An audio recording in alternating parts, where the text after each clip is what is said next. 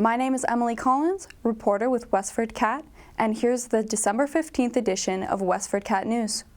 Town Manager Kristen Lass presented the FY26 budget to the Select Board on Tuesday night amid a forecasted budget shortfall of approximately $4 million. The board was joined by both the School Committee and Finance Committee during discussions.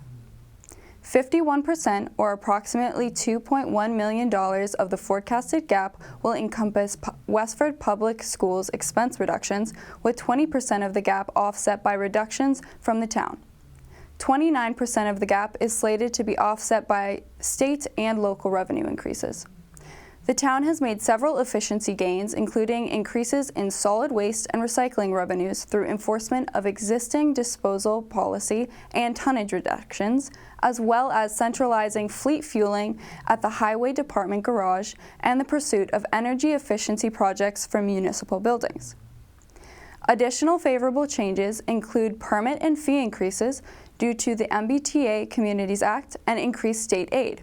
However, increased enrollment at Neshoba Tech could result in increased expenses to the town to offset increased enrollment. The Finance Committee will host hearings on the budget between January 9th and January 31st, with final budget adjustments scheduled for mid-February. Recommendations on new school start times for the district will be presented to the School Committee before the end of the year. The School Start Times Subcommittee will present the School Committee with a recommendation about school start times on December 16th. The subcommittee has met frequently since September of last year to discuss bus schedules, after-school scheduling, and student health, and how to manage a change in school start times.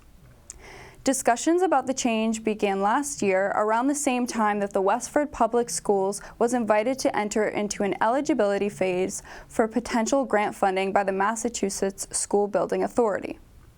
In February, the subcommittee reviewed the impacts of early school start times on students, the benefit of later times, and suggestions for later start time schedules. Some benefits of later start times are increased attendance, a decrease in student-involved car accidents, an increase in student GPAs, and an increase in the quality of student-family interactions.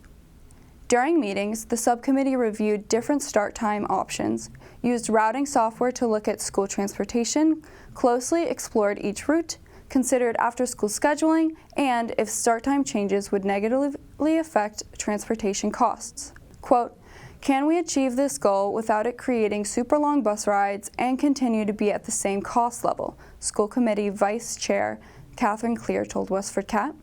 Changes to school start times could be seen as early as fall of 2025, pending school committee approval after public hearings. State Representative James Arciero presented a check to Youth Arts Westford, the only Westford-based organization to receive an appropriation in the most recent state budget.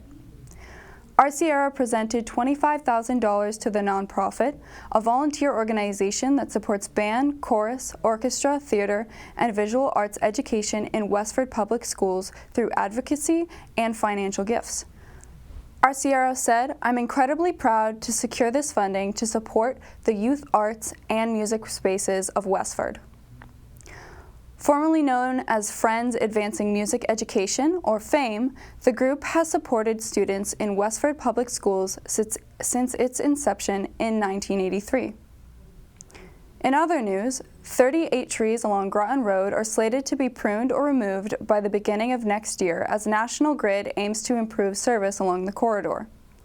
After extensive discussion on December 2nd, the Parks and Recreation Commission approved an increased ask for the Nutting Road turf replacement with a capital request to replace the aging field nearing $2 million. That's all for this week. I'm Emily Collins, and you're watching WestfordCAT News.